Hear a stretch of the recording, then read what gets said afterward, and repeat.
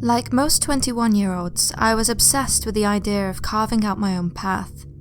It was this compulsion which led me to apply to every American university in Europe that I could find. One accepted me immediately. It was in Prague. I knew nothing about Prague. I barely even knew which country it was in. It wasn't until I arrived that I realized every apartment, every street, every corner of that city had a dark story to tell. I had decided to rent a room closest to the oldest area of the city. The district was beautiful, but my bedroom was not. In fact, it was not even a bedroom. It was an unused sitting room that smelled musty and forgotten. Its furnishings consisted of a small gas kitchenette, a single old wooden chair, and a sofa bed that had a hole in the middle. The owner was a young woman who wanted nothing to do with the room. She tossed me the keys and quickly left. Upon being alone, I was immediately hit by the sensation that everything was not as it seemed. Behind the crumbling furniture and peeling wallpaper, there was some sort of dark aura, a lingering sense of dread that lurked in the background. That first night, I did not sleep well. I had used my luggage and a coat to fill the hole in the bed. After much discomfort, I drifted into a heavy sleep. I had dreams of being in my new room. The room was half in shadow, half in light. The curtain rippled against the window as the coolness of the night squeezed its way in from outside. All of a sudden, the silence was shattered by the blood-curdling scream of a man. He cried out in a language that I had no hope of understanding. My eyes moved to the hallway. A great darkness emanated from it. It seemed to grow the more I looked into it. The blackness soon enveloped me. It was pulsating and loud, voices contained within it, angry voices, yelling at me. I awoke as though I had not slept for a minute. After this, sleep became a chore.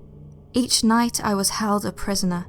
I knew that as soon as my head hit the pillow, the darkness would find me, and I would hear those voices again. For the first few nights I was able to resist sleep. A mixture of coffee and energy drinks saw to that. However, after the third night, I could no longer fight it. The comfort of slumber was too strong. When I awoke the next morning, I realized that I had dreamt of nothing. No darkness, no voices. I was so glad that I could have jumped out of bed. It was then that I realized I couldn't move. My hands felt like they were glued to the bed. My head would not lift from the pillow. My legs weighed down like they were made of lead. The only thing that I could move were my eyes. Even my heart felt heavy. I was paralyzed. The same sense of dread that I felt from the darkness in my dream washed over me. It was like the stuff of my nightmare had found a way to permeate reality. I tried to scream, but my lips would not move. I could only scream inside of my head. I screamed so hard it felt like my skull would implode. Then, just as quickly as it had begun, it was over. I was released. I could move again. That day, I committed myself to relaxation. I was convinced that I was only making matters worse by fretting about them. So no more coffee, no more energy drinks. I would confront sleep like an ordinary person. By the time the sun set, I had banished the previous night's happenings to the back of my mind. That night, I began to dream normally. I felt peace, but not for long. There was a jerk. My body was pulled downwards from the bed, and I was ripped out from my peaceful slumber. The piece of luggage that I had been using to prop the bed up had slipped out, and I was now poking through its shabby mattress. I laughed to myself and rearranged the luggage. However, when I lay down, I noticed something on the ceiling of the bedroom, right above me. It was a shadow. Or rather, it was the shadow. The shadow from my dream. The very same abysmal darkness that had engulfed me. It started to grow. I looked at the hallway. It was there too, multiplying, swallowing everything as it moved across the room towards me. My eyes dimmed, and then in a flash, I awoke. I realized that I was having a layered dream. The repetition of the shadow and the waking up haunted me for several more times that night. I was caught in my worst nightmare. Was I awake or was I dreaming? I do not even know how many times I woke up that night. It was when I heard the familiar stop-start whirring of the morning traffic outside my window that I knew I had awoken for real. Faint light trickled in from under my curtain as the sun started to rise. My body, however, was paralyzed just like before. Yet this time, I was not alone. A shadowy humanoid mass materialized on top of me. Its body was hunched over, pressing down against my chest. All I could do was look on in frozen terror as its limbs stretched out towards my neck. I felt its grip tighten against my skin. With every squeeze, I could feel its anger. It felt as though it hated me, like it wanted me gone from this place. Its grip was so strong that I began to think that it was not trying to strangle me, but rather tear my very head from my body. Before too long, the pain started to subside, replaced by dizziness and confusion. Oxygen was leaving me. The room and the figure were spinning. I was about to black out. In my final attempt to free myself from this creature, I used all my remaining strength to force sound from my lips. I uttered a deep primordial growl, commanding this being to get off me. That was enough to make its grip on my neck slacken. I could open my mouth to scream. I yelled. I am not sure how it disappeared. My vision was too blurry for that, but disappear it did. The weight on my chest lifted and the shadow figure was gone. I sat up panting, searching for my breath for a very long time. Later that day, I moved out into a hotel. I could no longer stay in that place. After that, I never saw my shadowy assailant again.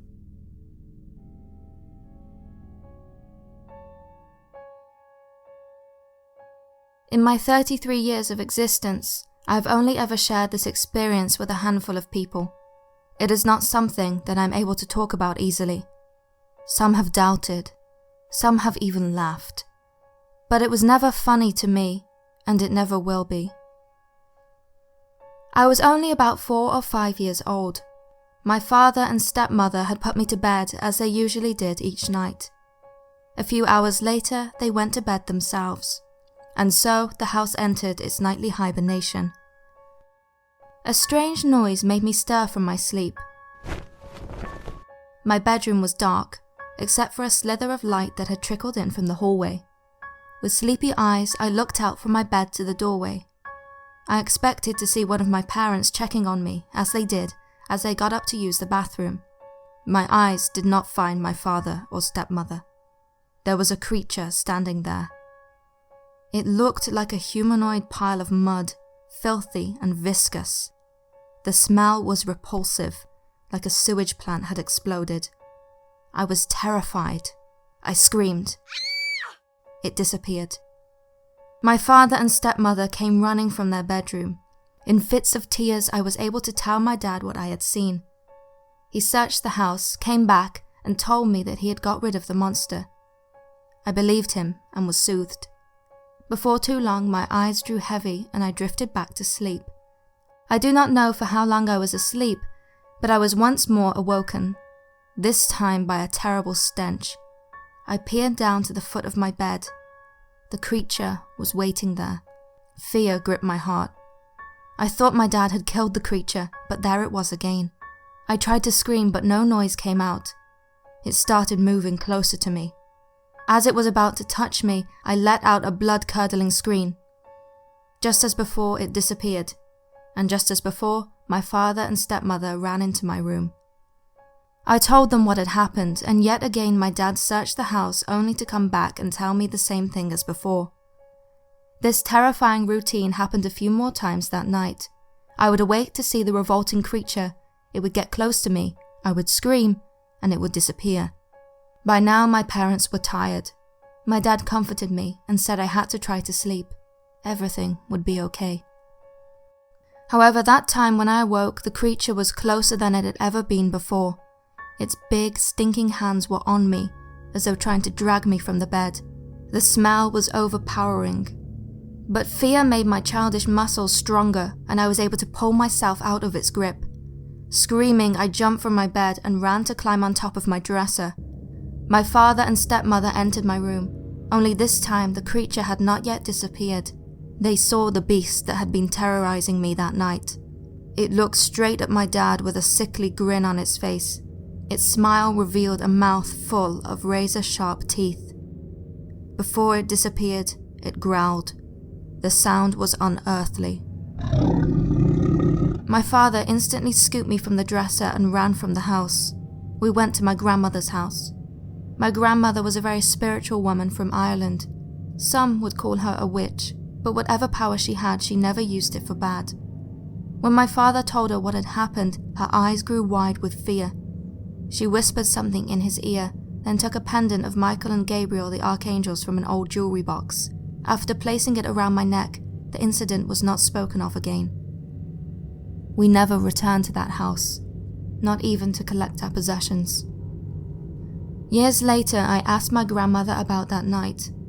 She told me that the creature was a demon, and that it had wanted to kill me. I cried so hard when my grandmother passed away. I know that if it had not been for her and my dad, I would not be here to tell you this.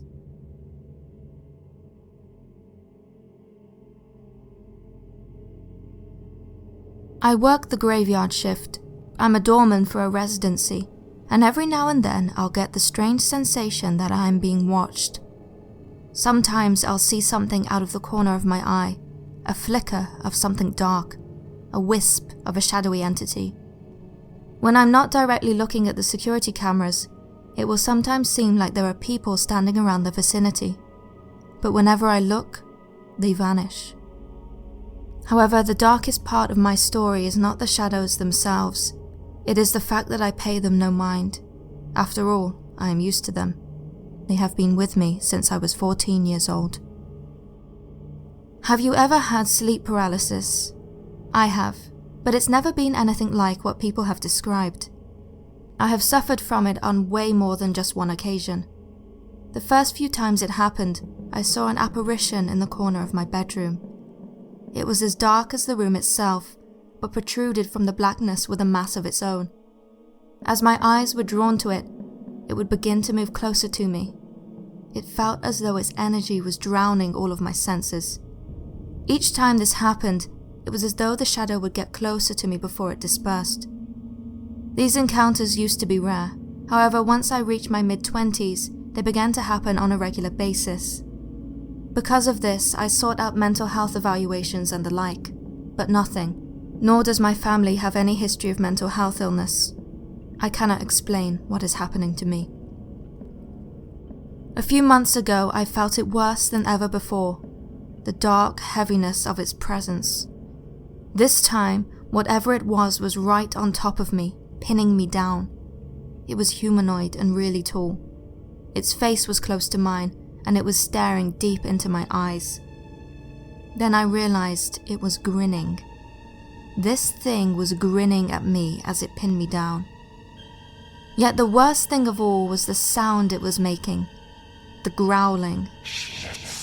I do not know if it meant to sound threatening, but there was definitely growling and whispers. It was pinning me down with such incredible strength. The pressure of its grip was nothing like what I have heard from other people's experiences with sleep paralysis. It felt like there were hands holding me down. I got mad, really mad. Normally, I cannot even muster enough strength to make a sound. But the eerie grin on this creature's face made me fight it. I fought back. I fought back hard. The more I fought, the more I could see the grin shrink from this thing's face. Finally, I managed to get a full set of words out. I remember them with such clarity. Never have I put so much conviction into the words I have said. If you don't get off me, I swear on every deity you can imagine that I will make you regret me even noticing you. I will destroy you. I will tear you apart. And if you ever touch me again, I will make you suffer far more than any hell you can come up with. The grin dissolved from its face. Next, it did what I can only describe as a hop backwards into the air before sinking into the shadow of my bedroom wall. It hasn't bothered me since. On occasion, I catch sight of it lurking in the darkness, just before I have to wake up and get ready for work. However, this was not the end of my encounters. Last month, I lost my father. Before he passed away, I swear that my dad suffered from this too. He was a depressed alcoholic with several health issues, but I have always felt like there was more to his story. Now that he is gone, the activity has increased. Whatever it was that has been stalking me since the age of 14 has now shifted all of its attention onto me and my mom. My mother refuses to sleep with the lights off. She makes excuses about my nieces and nephews needing the light so that they don't get scared when they stay over. However, they rarely visit to spend the night.